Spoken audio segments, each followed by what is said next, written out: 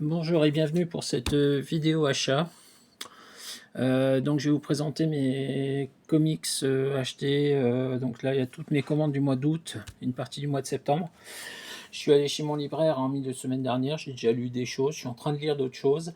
Et bon, on va faire le tour. Donc au niveau des pockets, j'ai récupéré hop, le troisième tome de Planetary. Donc la série est complète, je vais pouvoir tout lire d'un coup. Fable, je sais toujours pas avancé, je suis toujours coincé au tome 7. Ça, c'est le volume 9. Je pense que je vais attendre le volume 10 pour lire les 7, 8, 9, 10 d'un coup. Et le tome 3 et le tome 4 de Preacher. Il y a 6 volumes, donc je vais attendre les 2 derniers volumes, je pense, pour lire toute la série d'un coup. Alors, ensuite... dans la série Mon libraire est gentil, il m'a offert un comics des Fantastic Four gratuit que je n'avais pas eu, et le Gotham by Gaslight en noir et blanc, donc pour le Batman Day. Alors, donc on va lire ça tranquillou, c'est pas une priorité. Alors, dans les choses qui vont aller assez loin, le deuxième omnibus de Rome. Pareil, je pense que je vais attendre le troisième qui est prévu fin d'année, début d'année prochaine, et je lirai les 3 omnibus d'un coup. Donc là, c'est des omnibus assez petits quand même. Hein. Il y a 20 numéros de la série, il y a 2 annuals et il y a un numéro Marvel 2-in-1. Donc ce qui veut dire qu'en gros, il y a l'équivalent d'une trentaine d'épisodes. Franchement, ça va se tirer assez rapidement, et puis Rome, c'était de la bonne lecture dans ce range à l'époque, malgré que ce soit censuré par Lug à l'époque. Une curiosité que tout le monde en a dit beaucoup de bien sur les chaînes que j'ai suivies. Le Dr Vertam. Donc moi je connais le Dr Vertam qui a failli tuer les comics dans les années 50, l'équivalent de McCarthy pour les comics. Donc ça s'appelle L'homme qui étudia les tueurs en série qui faillit tuer la bande dessinée. C'est dessiné par Eric Powell qui a fait The Goon. Harold Schechter, le scénariste, je connais pas, donc on va dire ça. J'aime bien tout ce qui est un peu historique, vous le savez, même si je prends pas trop le temps d'en lire en ce moment. Et donc du coup, ça ça va être une lecture que je vais faire avec plaisir, je pense. Le 6e tome de World Finest, j'ai pas encore lu le 5. Donc ça va être vraiment quelque chose que je vais prendre le temps de lire. C'est pas une priorité, d'autant que c'est plus dessiné par Dan Mora. On dit que ça a baissé un peu en qualité, on verra bien. Ensuite, dans les choses qui ne sont pas prioritaires, j'ai pris le DC Finest de Catwoman. Donc ça c'est la série de 94 avec Jim Ballant au dessin. Le problème c'est que j'ai raté le premier volume, donc ça va être mis de côté. Je vais essayer de me procurer rapidement le premier volume pour pouvoir lire les 2 d'un coup. Ça, Jim Ballant sur Catwoman, il paraît que à l'époque, outre le fait que c'était quand même hyper sexy en termes de dessin, hop là, vous pouvez voir la couverture, ce que ça peut donner. Allez, on va essayer de repositionner la caméra comme il faut. Ouais, il paraît que c'est quand même d'une qualité au niveau scénario assez intéressante. C'est Chuck Dixon au dessin, donc au scénario, pardon. Donc voilà. J'ai aussi récupéré Justice League of America The Return. Donc ça, c'est plus une curiosité qu'autre chose. C'est à l'époque, au milieu des années 80, avec un nouveau line-up pour l'équipe. Et c'est des choses que je n'ai jamais lues. Donc ça collecte le 241 au 261. Et je crois que de mémoire, on s'était arrêté dans les numéros 230 à l'époque d'Aredi. Plus un annual, plus un crossover avec Infinity Inc. J'espère vraiment qu'Infinity Inc. va faire l'objet d'une réédition en DC Finest, parce que c'est une série que j'attends avec impatience. Pour mémoire, Infinity Inc., c'est la première série qu'a dessiné Todd McFarlane à l'époque, et c'est les enfants de la GSA sur la Terre 2, avant que les différentes Terres disparaissent dans Crisis. Alors, dans les choses un peu plus prioritaires à lire, on a le Docteur Strange, la vie du Docteur Strange, donc la suite de Strange et de la mort du Docteur Strange. Le Docteur Strange est de retour, c'est toujours par McKay, et vu que j'ai bien aimé globalement l'album Strange et la mort du Docteur Strange, ben, j'ai hâte de lire la suite. Je sais que ça va aller à peu près jusqu'à Blood Hunt, et je pense qu'après je lirai Blood Hunt. Ensuite,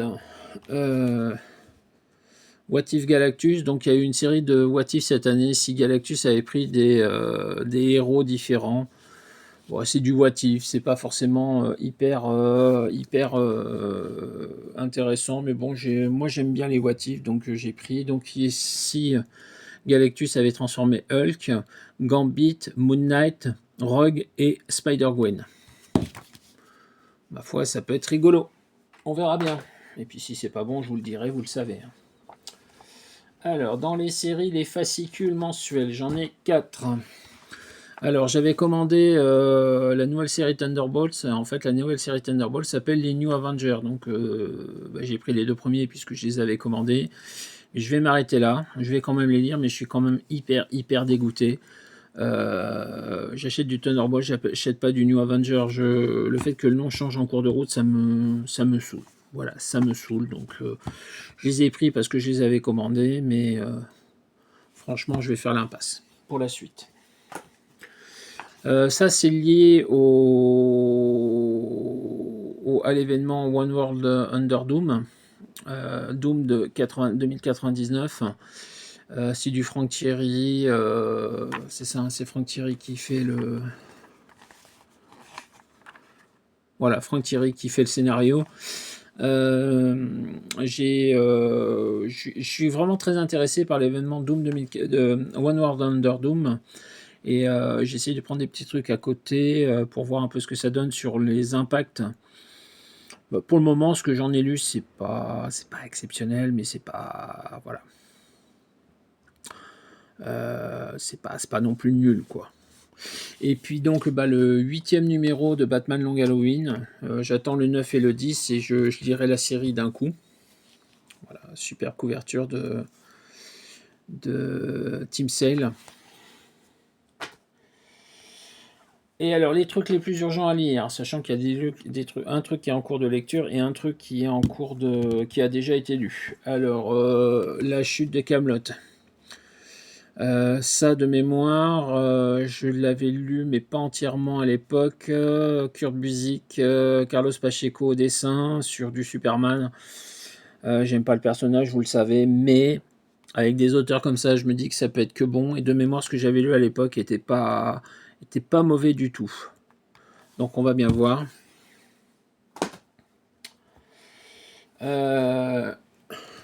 Justice League, la saga de Red Tornado, ça aussi pareil. J'avais lu à l'époque, j'avais adoré. Donc avoir tout dans une version, dans un album unique, souple, ma foi c'est pas mal. Et enfin, le tome 4 de l'héritage, le dernier tome de l'héritage. Donc là c'est sur un autre personnage, hein, sur Anya Solo, la descendante de Anne et de Leia. Je crois pas qu'il y ait trop de liens avec les 3 premiers tomes. Ça reste dans la même époque, mais je suis pas sûr qu'il y ait beaucoup de liens. On verra bien. De toute façon, moi j'ai tellement adoré les 3 premiers que celui-là c'est un de plus. Donc on verra bien ce que ça donne. Voilà.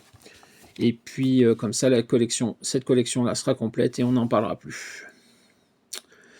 Alors, donc ça, ce sont les achats que j'ai pas encore touchés. Dans la lecture en cours, j'ai toujours lié au World Under Doom. J'ai acheté le TPB de Spider-Man avec les 8 morts de Spider-Man. J'avais pas envie d'attendre que l'édition française rattrape, parce que là, on est sur les numéros 61 à 70 de la série, je crois, quelque chose comme ça, hein, ou 63 à 70, je sais plus. Ce mois-ci, le numéro 25 sort en version française, en deluxe. Autant vous dire qu'en deluxe, je pense que on n'aura pas cette histoire-là avant au moins la fin de l'année prochaine. C'est bon, je vais pas attendre 1 an et demi. Si Panini est pas assez réactif, c'est leur problème, c'est pas le mien. Il y aurait eu 3 mois, 6 mois à attendre, je veux bien. 1 an et demi, sachant que ça, en plus, ça a été commandé il y a 3-4 mois, quoi. Donc, non, c'est bon, je fais l'impasse, quoi. Tant pis, quand il sortira en français, moi j'ai le TPB américain, je garderai le TPB américain, et puis voilà. Donc ça, c'est la lecture en cours, donc vous voyez, j'ai vraiment commencé, j'ai lu 2-3 épisodes. Pas exceptionnel, mais c'est pas mal. Et puis ça met Spider-Man dans une position un peu inhabituelle. Moi, j'aime bien quand on essaie de faire des choses inhabituelles avec les personnages. Donc franchement, c'est pas si mal que ça. C'est pas aussi mauvais que tout le monde le prétend.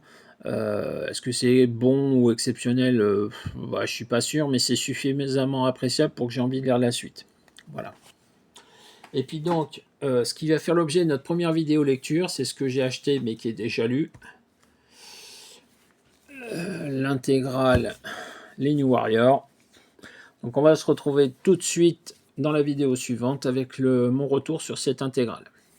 A tout de suite.